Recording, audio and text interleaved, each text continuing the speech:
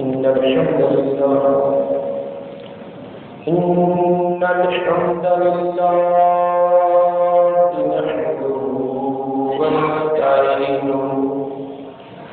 نحمده ونستعينه ونستغفره ونعوذ بالله من شرور أنفسنا ومن سيئات أعمالنا من يهده الله فلا مضل له ومن يضلل فلا هادي له أشهد أن لا إله إلا الله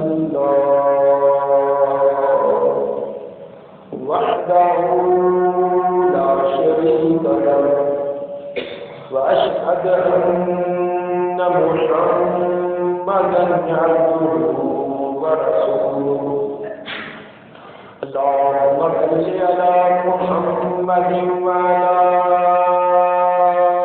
آل محمد كما صليت على إبراهيم وعلى آل إبراهيم إنك حميد مجيد اللهم بارك على محمد وعلى آل محمد كما باركت على إبراهيم وعلى آل إبراهيم إنك حميد مجيد أعوذ بالله السميع العليم من الشيطان الرجيم فما أصابكم من مصيبة فبما كسبت أيديكم فيعفو عن كثير فما أنتم بمعجزين في الأرض وما لكم من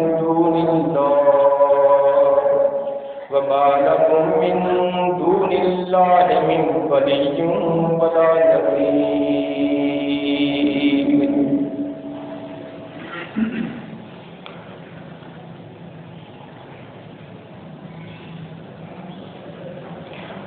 وما أصابهم من مصیبت،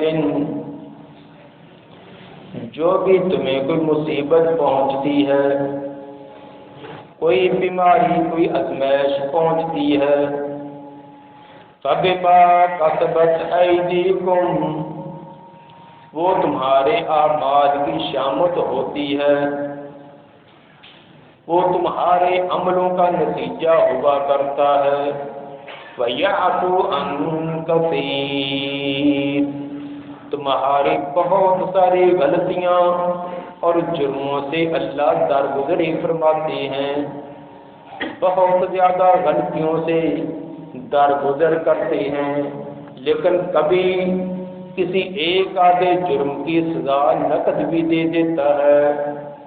فَمَا أَنْتُمْ بِمُعْجِزِينَ فِي الْأَرْضِ، جب اس کی طرف سے کہ مصیبت کوئی بیماری آئے تو پھر تم اللہ کو عاجز نہیں کر سکتے.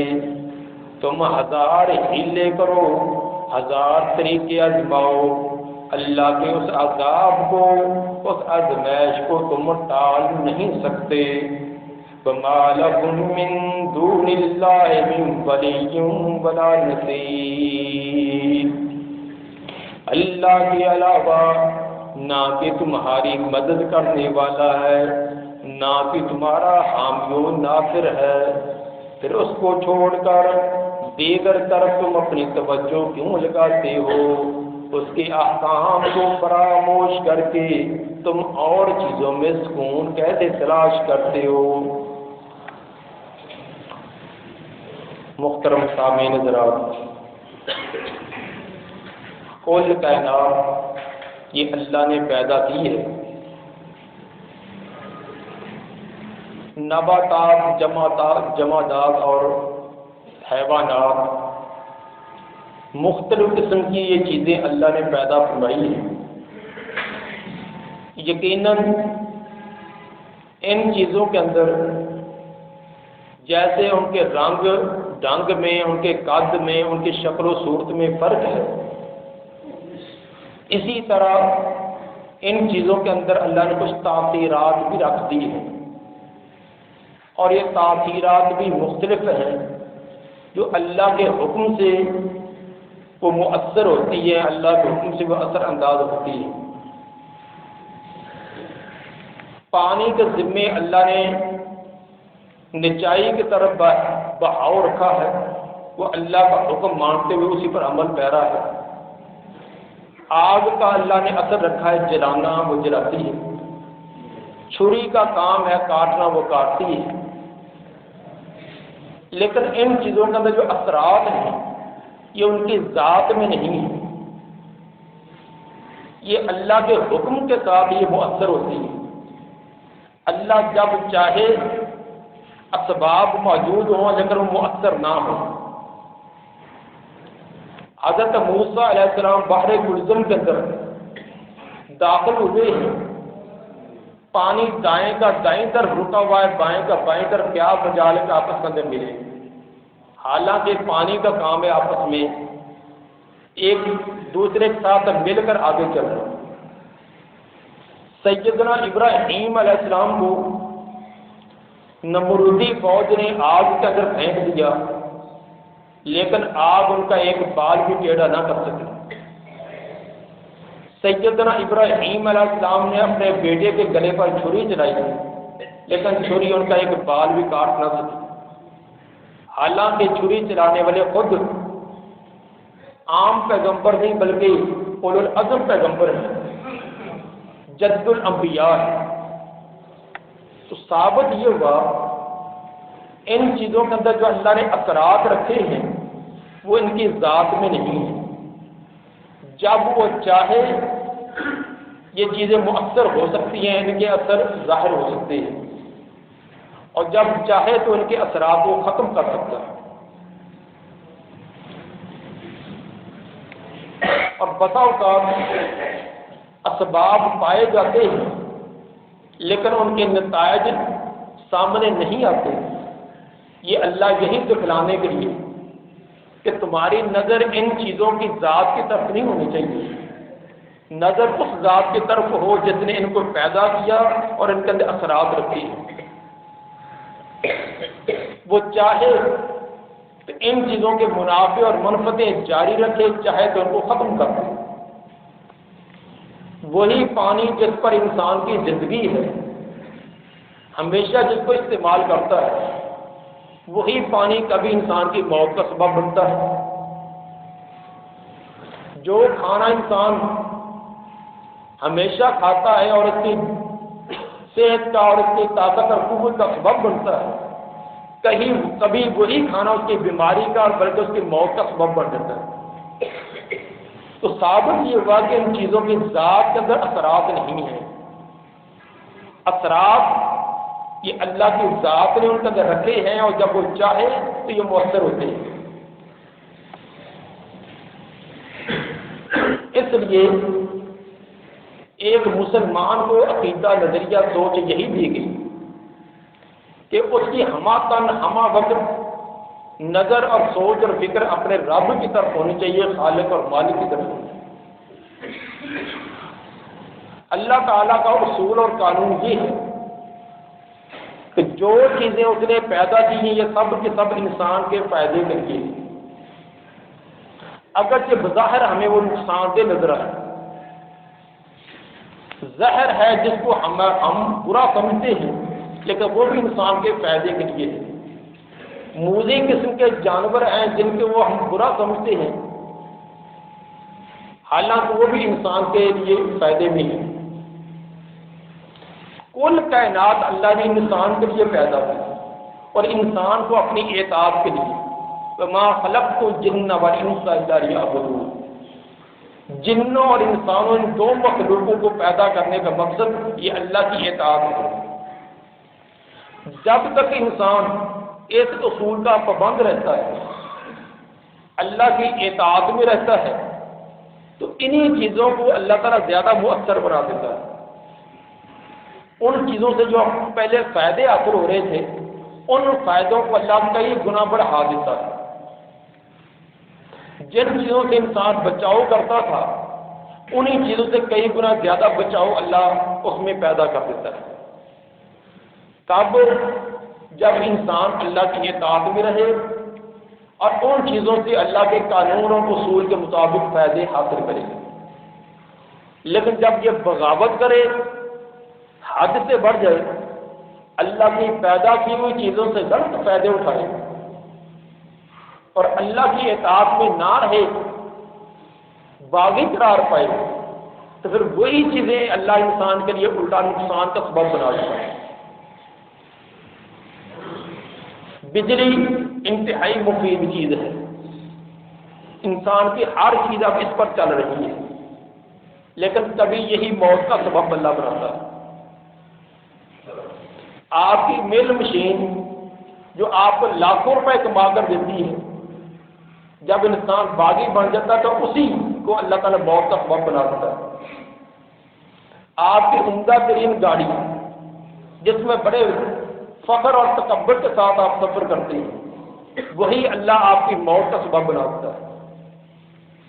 تو ثابت یہ کیا کہ جب تک انسان اطاعت میں ہے، اس وقت یہ چیزیں فائدہ دیتی ہیں اور کئی گنا زیادہ فائدہ دیتی رہتی ہیں۔ جب بغاوت اور سرکشی میں آئے تو پھر یہی چیزیں انسان کی تباہی کا اور انسان کی موت کا سبب بھی بنتی ہیں۔ آپ دیکھتے ہیں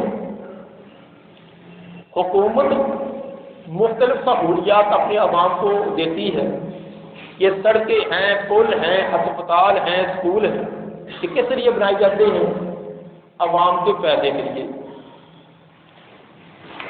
اب جو اس سے فائدہ ٹھیک طریقے سے اٹھاتا ہے، جو حکومت نے صاف اصول قانون وضع کیے ان کے مطابق ان سے فائدہ اٹھاتا ہے، تو وہ حکومت اور اس کو زیادہ ایسی عوام کو فائدہ دینے کی کوشش کرتی ہے۔ مثلا یہ آپ کے سامنے ہسپتال ہے، کروڑوں روپے اس پر لگائے گئے ہیں، کس کے لیے؟ عوام کے لیے۔ اگر ہم اس سے صحیح فائدہ اٹھائیں، جو اصول ضابطے بنائے گئے ہیں ان کے مطابق فائدہ اٹھائیں، تو یہ ہسپتال چلتا رہے گا، ہم فائدہ اٹھاتے رہیں گے۔ لیکن اگر اس کا استعمال ہم غلط کریں، کوئی وہاں کی کرسی اٹھا لے کہ یہ ہمارا ہے، ہمارے لیے بنایا گیا، ہم جو مرضی کریں، کہیں کوئی ٹیبل اٹھا لائے، کوئی بیڈ اٹھا کر لے آئے کہ یہ ہمارے لیے یہ ہے، ہم جیسے مرضی استعمال کریں، تو اس کا نتیجہ کیا ہوگا؟ نتیجہ یہ نکلے گا کہ جس عوام کے وہ فائدے کے لیے ہے، ایسا باغی انسان ہوگا اور حکومت اس کو الٹا کر دے گی، الٹا لٹکا دے گی۔ جو چیز انسان کے فائدے کے لیے بھی جب اس کو صحیح استعمال کیا تو اس سے انسان منفعت فائدے حاصل کر رہا ہے، جب اس کا غلط استعمال کرے تو وہی اس کی تباہی اور بربادی اور آخر موت کا بھی سبب بنتی ہے۔ یہی اصول اللہ کا بھی ہے، وہ خالق کائنات ہے، وہ شہنشاہ ہے، اس نے یہ تمام چیزیں انسان کے لیے پیدا کر کے اصول بھی بتلائے کہ ان چیزوں سے فلاں انداز میں فائدہ اٹھانا ہے، اور فائدہ اٹھا کر جس ذات نے ان کے اندر منفعتیں رکھی ہیں اس کا شکریہ بھی ادا کریں۔ لیکن اگر اس کا خلاف کریں، اس کی بغاوت کریں، تو یہی چیزیں جیسے کوئی حکومت برداشت نہیں کرتی کہ ہم نے عوام کو فلاں کی فائدے کے لیے دی، وہ الٹے ہمارے باغی بن گئے، تو برداشت نہ کرے گی، تو اللہ جو بادشاہوں کا بادشاہ ہے وہ برداشت کیسے کرے؟ فَمَا أَصَابَكُم مِّن مُّصِيبَةٍ فَبِمَا كَسَبَتْ أَيْدِيكُمْ، جو بھی تمہیں مصیبت پہنچتی ہے، کوئی آفت پہنچتی ہے، کوئی بیماری پہنچتی ہے، فَبِمَا كَسَبَتْ أَيْدِيكُمْ، یہ تمہارے اپنے ہاتھوں کے اعمال، تمہارے اعمال کی شامت اسی وجہ سے ہوتی ہے۔ یہ اللہ کا اصول اور قانون اللہ نے سورہ شورا کے آیت نمبر 30 میں بیان کر دیا۔ وَيَعْفُو عَنْ كَثِيرٍ، البتہ یہ تو اس کی رحمان اور رحیم وہ ذات ہے کہ اس کا بڑا رحم ہے کہ ہر جرم کی، ہر گناہ کو سزا نہیں دیتا، ہزاروں تو ویسے معاف کرتا ہے، کبھی کبھی وہ انسان کو چونکانے کے لیے، اس کو بیدار کرنے کے لیے وہ اس کی عمل کی شامت بھی آ جائے۔ یقیناً آج جن مصیبتوں اور پریشانیوں کے اندر ہم مبتلا ہیں، انفرادی بھی اور اجتماعی بھی، یہ اسی اصول اور قانون کے تحت ہے کہ یہ ہمارے اعمال ہیں۔ شاید کسی کے ذہن میں آئے کہ میں تو بڑا نیک ہوں، بڑا صالح ہوں، اللہ کے تمام احکام کا پابند ہوں، تو یہ مصیبت اللہ کے باغیوں اور سرکشوں پر آئی، جو ظلم و زیادتی کرنے والے ان پر آئے۔ ہم بیچارے لوٹے مسلح والے، ہم پر یہ مصیبتیں کیوں آتی ہیں؟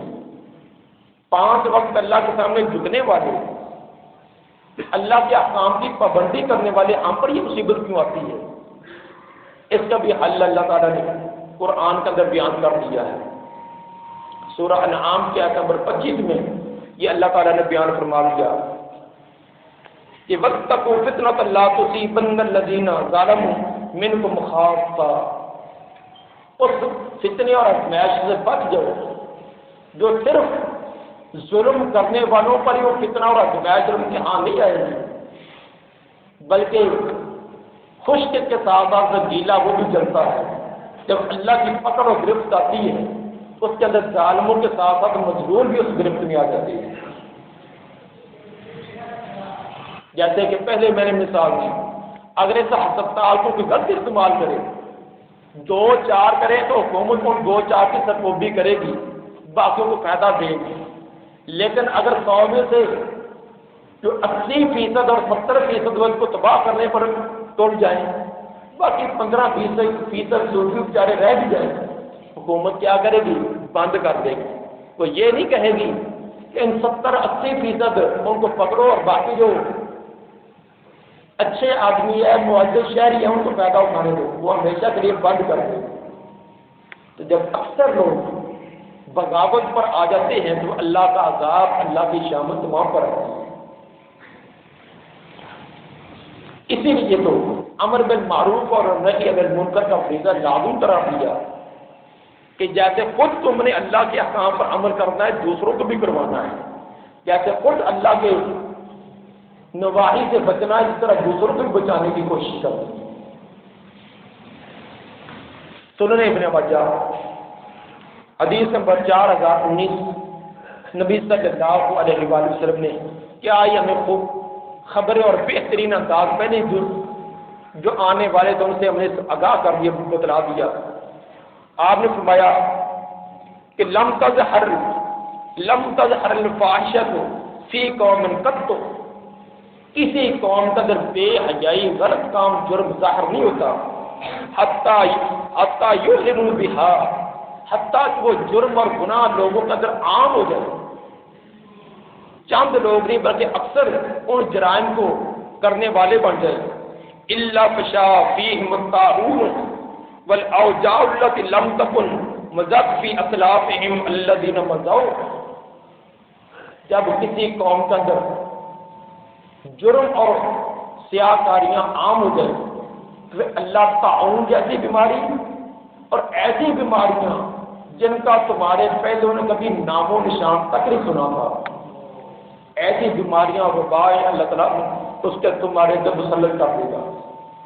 جب کسی قوم کے اندر جرم عام ہو جائے، اکثر لوگ جرائم کا خوگر ہو جائیں، تو اللہ طاعون جیسی بیماری اور وہ بیماریاں جو تم سے پہلے لوگوں نے ان کا نام تک نہ سنا تھا، اللہ ایسی بیماریوں کا تمہیں مبتلا کر دے گا۔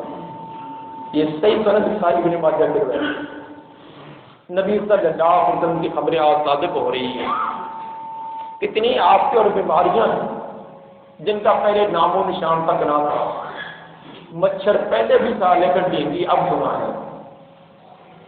پہلے بھی یہ تمام جانور اور دیگر چیزیں موجود تھیں، جن سے آج کورونا وائرس ہم پڑھ رہے ہیں، لیکن آج سے چند مہینے یا چند ہفتے پہلے کبھی نہیں کسی کا نام بھی سنا تھا۔ حالانکہ جو اسباب بیان کیے جاتے ہیں، فلاں سبب کی وجہ سے یہ بیماری آئی، فلاں سبب یہ اسباب پہلے سے بھی موجود تھے، وہ حیوانات پہلے بھی دنیا میں موجود تھے، لیکن نبی صلی اللہ علیہ وآلہ وسلم نے اپنی امت کو آگاہ کر دیا کہ جب تمہارے اندر بے حیائی عام ہو جائے، فحش قسم کے کام عام ہو جائے، پھر اللہ ایسی بیماریاں تم پر مسلط کرے گا جن کا تم نے نام و نشان تک پہلے نام بھی نہ سنا ہوگا۔ آج میرے بھائی بات بالکل واضح ہے، یہ اللہ کی ناراضگی اور اللہ کے غصے کی یہ تمام دلیلیں ہیں کہ ہم نے اپنے رب کو ناراض کر دیا ہے۔ آج ہم نے اس رب کو چھوڑ کر اور مصنوعی رب بنا رکھے ہیں۔ ہم نے رب کا تصور کیا ذہن میں بٹھا رکھا ہے؟ ہمارے ذہن کے اندر رب کا تصور یہی ہے کہ بس وہ غفور رحیم ہے، بس اس کا کام ہے تو اس نے ہمیں رزق دینا ہی دینا، فلاں چیز ہمیں دے ہی دے۔ ہمارے ذمے کوئی نہیں کہ ہم اس کا کوئی حق بجا رہے ہیں، سب اللہ کے ذمے ہے کہ وہ ہم سے بیماریاں بھی ڈالے، وہ ہمیں کھانے پینے بھی مرضی کے دے، ہماری تمام جذبات اور خواہشات بھی پوری کرے، ہمارے ذمے کچھ نہیں۔ صرف غفور رحیم اس کی ایک صفت ہمیں نظر آتی ہے، اس کے جبار و قہار کی صفتیں ہم بھول گئے۔ ایسا اللہ کا مصنوعی تصور بنا رکھا ہے، اپنی مرضی سے جو مرضی کرے، اس کا حکم مانے نہ مانے، اسے کوئی سروکار نہیں۔ پیغمبر کے مقابلے میں بے شمار مصنوعی ایسے پیغمبر بنا دیے جن کو اپنے زندگی کا آئیڈیل اور نمونہ بنا دیا ہے۔ پیغمبر کی بات مانے نہ مانے، بس پیغمبر کا تصور تو اتنا ہی ہے بس کہ انہوں نے ہر صورت میں سفارش کر کے ہمیں بخشوانا ہی بخشوانا ہے۔ یہ پیغمبر کے ذمے ہے کہ اس نے ہر صورت میں بے بخشوانا ہے، ہم اس کی بات مانے نہ مانے، لین دین معاملات شادی کا بھی اس کے مطابق کرے نہ کرے، بس پیغمبر جو ہے وہ پابند ہے، ہم کسی بات کے پابند نہیں۔ اسلام اپنی مرضی کا بنا لیا، صرف ایک کلمہ پڑھ لیا، باقی پوری زندگی جیسے مرضی کرے۔ میرے بھائی یہ اللہ کی ناراضگی ہے۔ ہم نے اللہ کو اللہ نہیں مانا، پیغمبر کو پیغمبر نہیں مانا، جس کی وجہ سے آج یہ پریشانیاں اور شام یہاں پر آ رہی ہے۔ ہم ہزار اسباب تلاش کرتے کریں، ہزار ہم ہیلے بہانے کریں، لیکن نبی صلی اللہ علیہ وآلہ وسلم نے فرما دیا، قرآن نے ہمیں بتلا دیا کہ یہ تمام کے تمام اللہ کی طرف سے گرفت اور انسانوں کے اپنے اعمال کی شامت ہے۔ بس اس کا حل کیا ہے؟ ٹھیک ہے، باقی ظاہری اسبابات جو بھی بیان کیے جاتے ہیں، جگہ جگہ تحریر ان کو اپنائیں، اس کا انکار نہیں، لیکن حقیقت کے اندر اللہ کی طرف واپس لوٹ آئے، اللہ کے قرآن کی طرف لوٹ آئے، پیغمبر کے فرمان کی طرف لوٹ آئے۔ یہی حل پہلے بھی تھا اور آج بھی۔ چند تدابیر جو ان بیماریوں سے، ان پریشانیوں سے بچنے کے لیے سب سے پہلا حل یہی ہے کہ اپنے عقیدے کی اصلاح کرے، اللہ کو اللہ مانے، رب اسی کو مانے، جگہ جگہ رب نہ بنائے، اللہ کے اختیارات دوسروں کو تقسیم نہ کرتے پھرے، جس کو چاہے اس کو الہ بنا دے، جس کو چاہے اس کو کرنے والا بنا دے، جس کو چاہے اس کو مصیبتیں ٹالنے والا، یہ سب ایک اللہ کے اختیارات کسی کو دے۔ اپنا عقیدہ، اس کے حکم کے بغیر کوئی ایک درخت کا پتا بھی حرکت نہیں کر سکتا، کوئی ایک جراثیم بھی اپنی حرکت نہیں کر سکتا جب تک اس کا حکم نہ ہو۔ اس لیے اپنا عقیدے کی اصلاح کریں کہ صرف ایک اللہ ہی جو کائنات میں نظام چل رہا ہے وہ چلا رہا ہے۔ سورہ یونس کی آیت نمبر 107 میں اللہ نے فرما دیا وَإِن يَمْسَسْكَ اللَّهُ بِضُرٍّ فَلَا كَاشِفَ لَهُ إِلَّا هُوَ۔ اللہ کسی قسم کی چھوٹی بڑی تکلیف پہنچائے، کل کائنات مل کر اس تکلیف کو ہٹا نہیں سکتی۔ اللہ کسی کی معمولی سر میں درد کر دے، نزلہ زکام کر دے، انگلی میں درد کر دے، ناخن میں درد کر دے، کل کائنات مل کر فلا کاشف لہ الا ہو، اللہ ہی ہٹائے تو ہٹ سکتی ہے ورنہ نہیں۔ وَإِن يُرِدْكَ بِخَيْرٍ فَلَا رَادَّ لِفَضْلِهِ، اگر اللہ کسی کو خیر، کسی کو بھلائی، کسی کو کوئی نعمت دینا چاہے، کل کائنات مل کر اس کو روک نہیں سکتی۔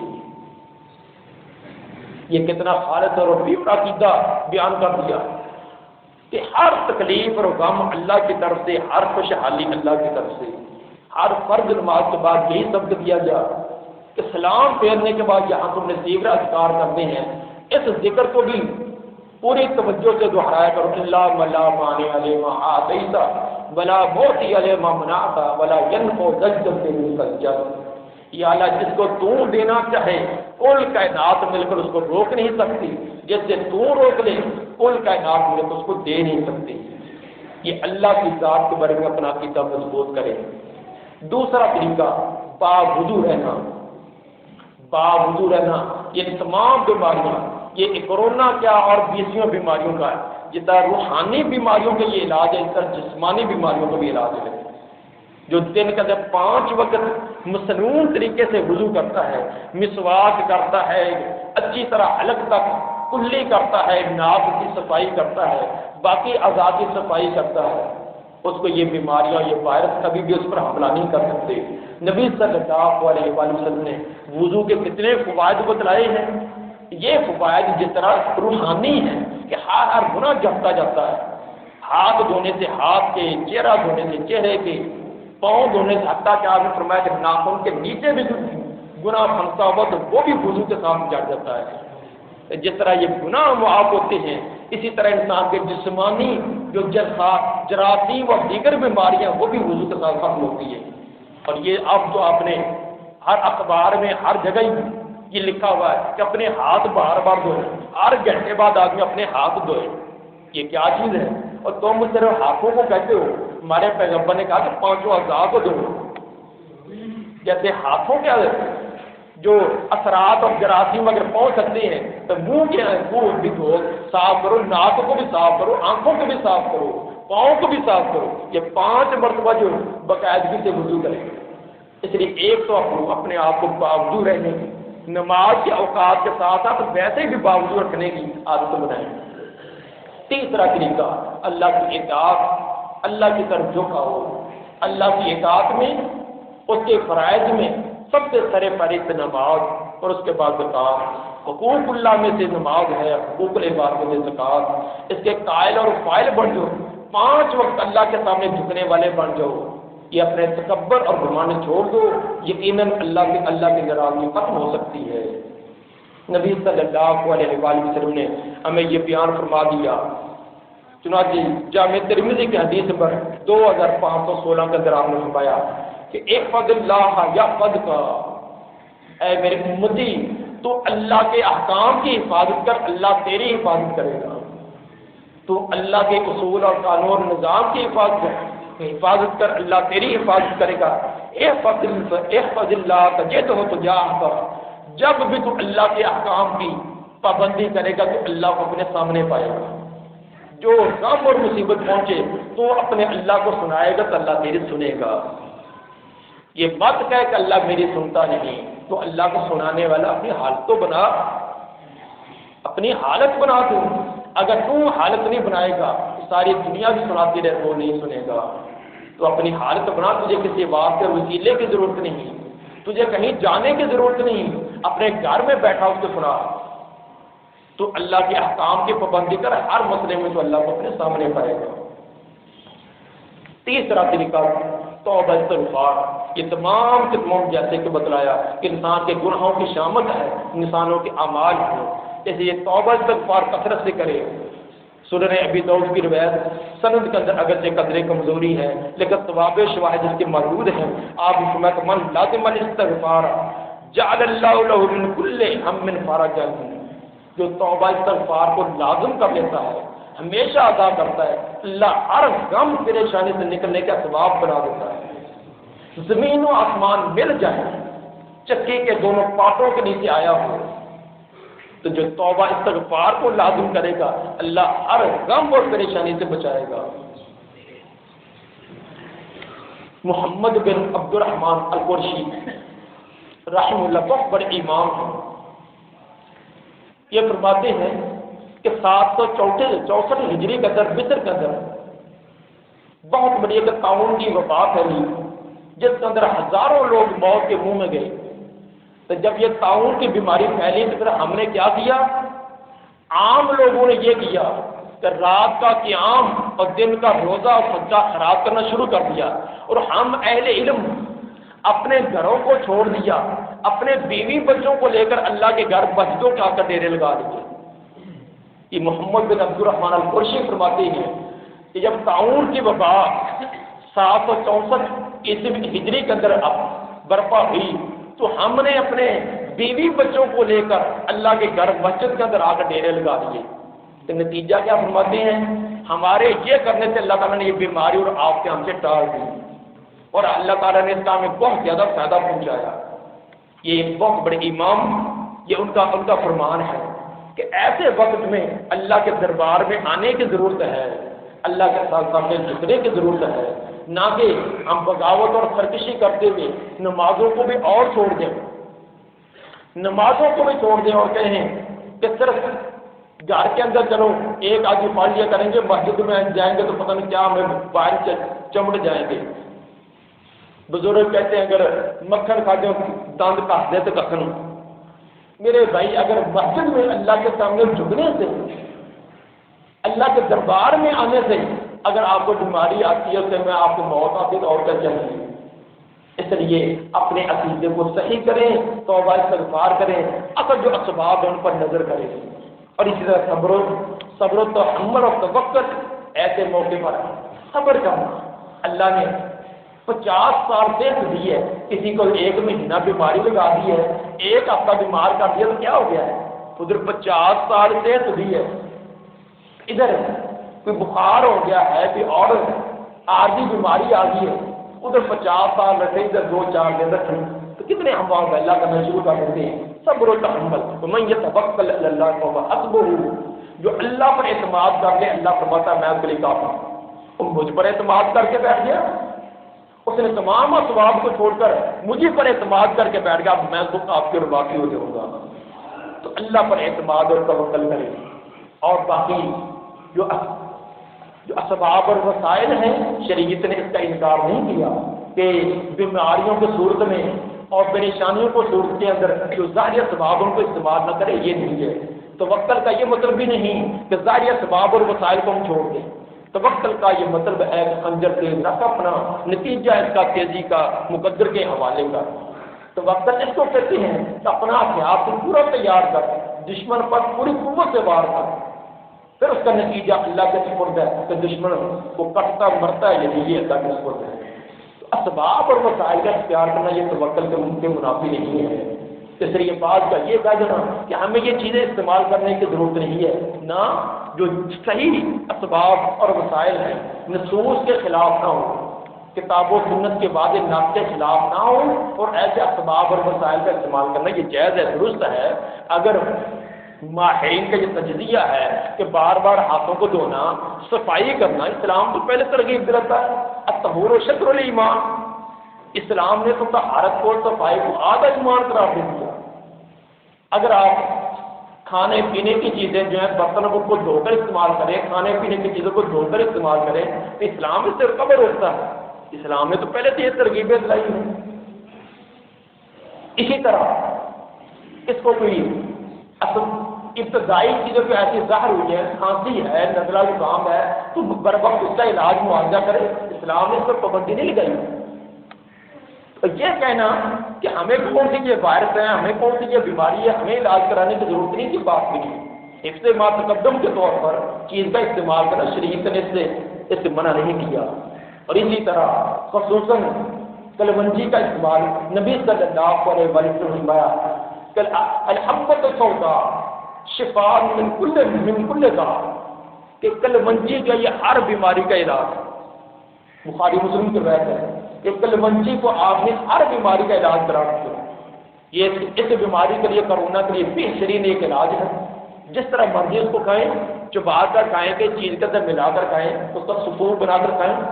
شہد جو ہے قرآن فرماتا ہے کہ شفاء للناس، کہ شہد کے اندر لوگوں کے لیے شفا ہے۔